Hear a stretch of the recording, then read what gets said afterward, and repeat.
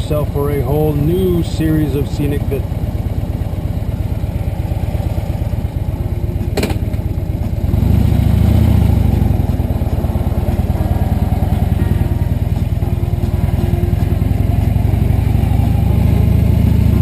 Washington Auto Road welcomes you to the heart of the White Mountains and your adventure on the Northeast's highest peak. You are about to embark on a journey that will do more than just take you to the highest summit in the Northeast. You are going to the birthplace of legends, following up a path that leads through time and winds its way through woods, wind, and weather. At the state park on top, you'll see the home of the Mount Washington Observatory and the historic Summit Stage Office, which is where the world's highest winds were recorded in 1934. More about that later. This audio tour will be your information and entertainment guide as you travel on the oldest man-made attraction in the United States. Your driving time to the top will be approximately 25 minutes, and this tour will help you understand a lot more about the remarkable views and amazing things that have happened here since the road opened to the public in 1861.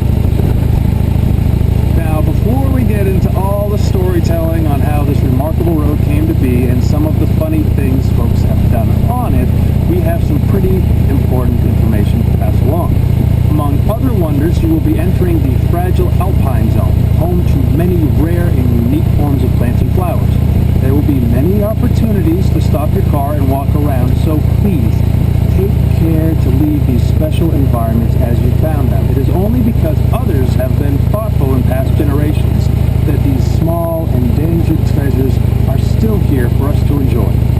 So if you watch your step, future generations might have the same opportunity. It is only through our continued stewardship that we can protect and preserve the resources that we all treasure. Now just imagine that this road opened to the public in 1861, and the scenes which are about to unfold before you have remained unchanged since then. Also unchanged is the need for safe driving. Now the road's remarkable safety record over the past century and a half is because drivers, whether in horse-drawn vehicles of the old days or the motor vehicles of this century, respect the basic rules of safety, which apply to the trip up and down Mount Washington. As you ascend the mountain and then descend after your visit to the summit, these driving tips will help maximize safety and minimize inconvenience. Please keep the following in mind as your journey continues. The auto road has two-way traffic coming and going at all times. Keep to your side of the road. Don't worry, it's wide enough for two cars to pass anywhere on the road.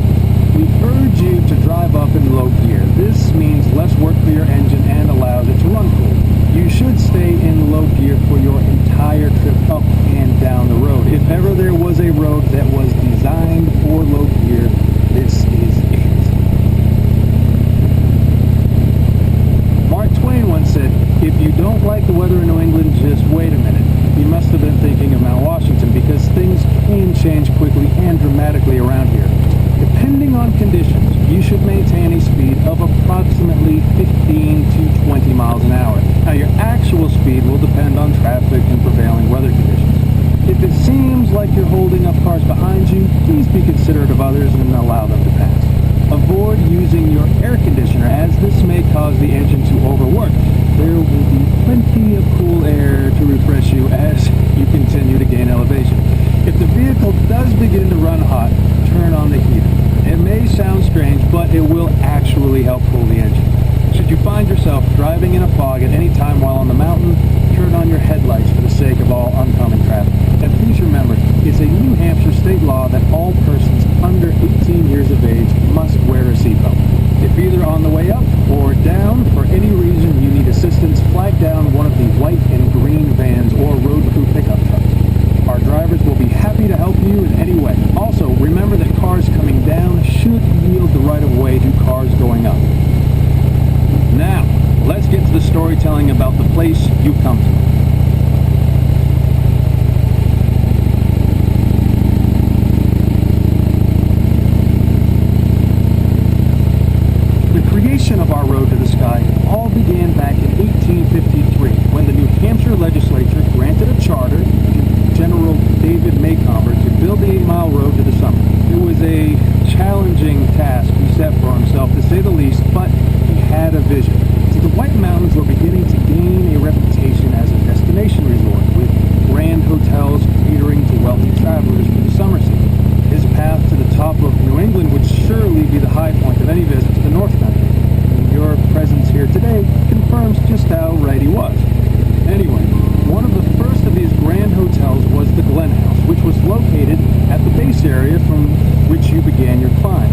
This hotel and 3 others burned to the ground over the years, around the turn of the century and after, though the base area is still referred to as the Glen, as it always has been. Seasons may change, but they always return, and the day will again surely come when travelers will find lodging in this most historic and remarkable of places.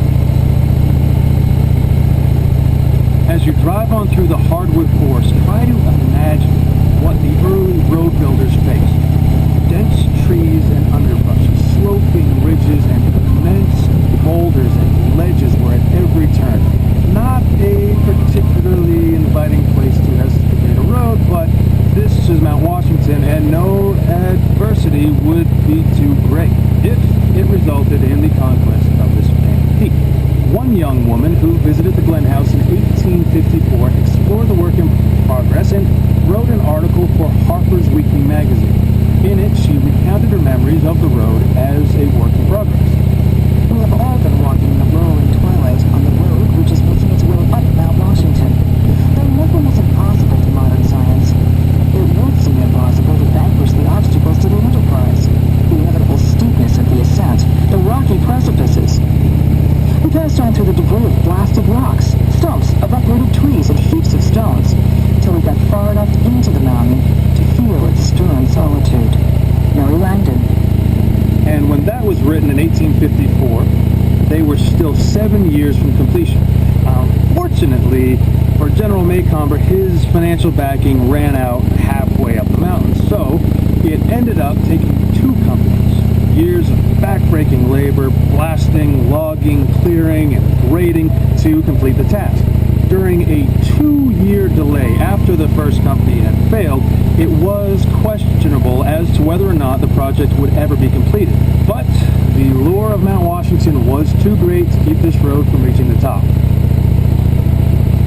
It was particularly difficult to make any progress with natural obstacles such as the weather combined with the primitive technology of the era to slow things down. Since dynamite had not been invented yet, all the blasting was done with black powder, a dangerous and at times unstable explosive.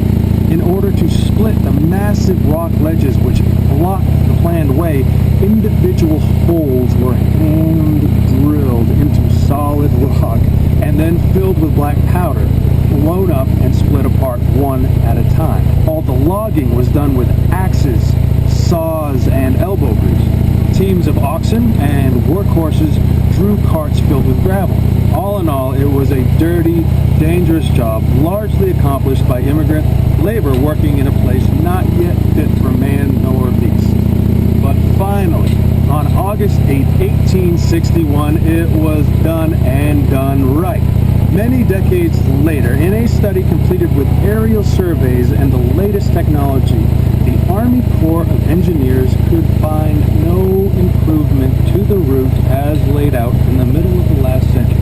Today, this toll road is still privately owned and operated by the Mount Washington Summit Road Company, and with very little change of ownership, has remained a family business.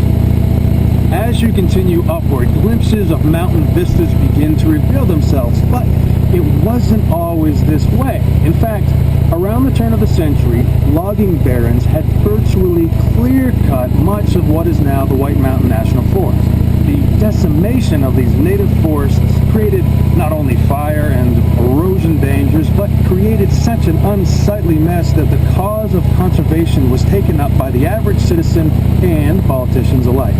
As a result, the Weeks Act of 1911 established the White Mountain National Forest, among many others.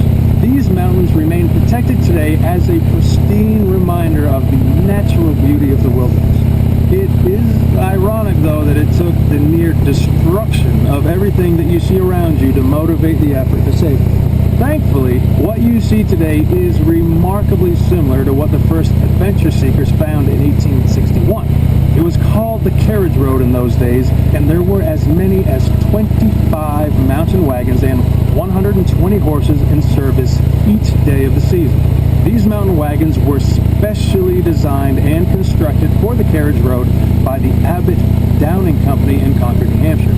This company manufactured the famous Concord stagecoaches, which, aside from being shipped worldwide for use in commerce and transportation, were used in practically every Western movie ever made.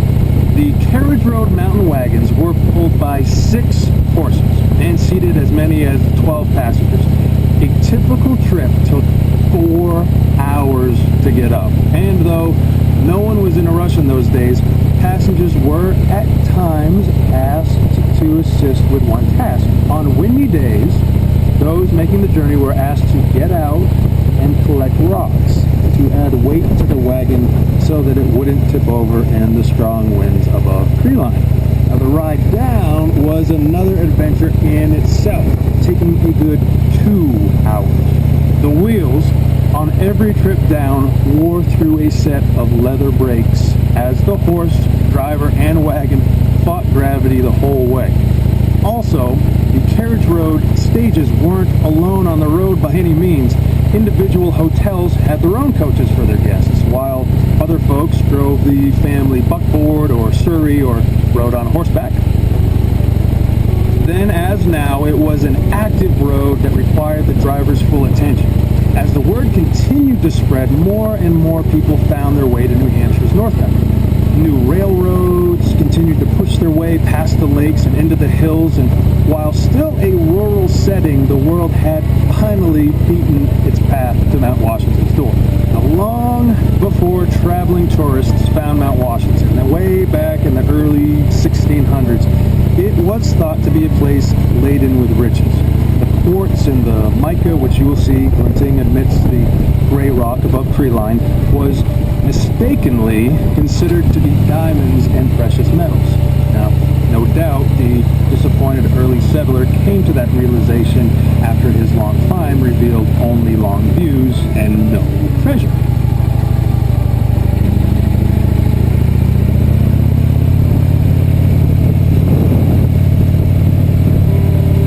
As you continue upward, you will begin to notice startling changes to the vegetation. Nearer to the bottom is a typical northeastern hardwood forest composed of maple, oak, birch, and beech trees. Further on, you'll see fewer hardwoods and more evergreens like balsam fir and spruce. And more significantly, these trees are diminishing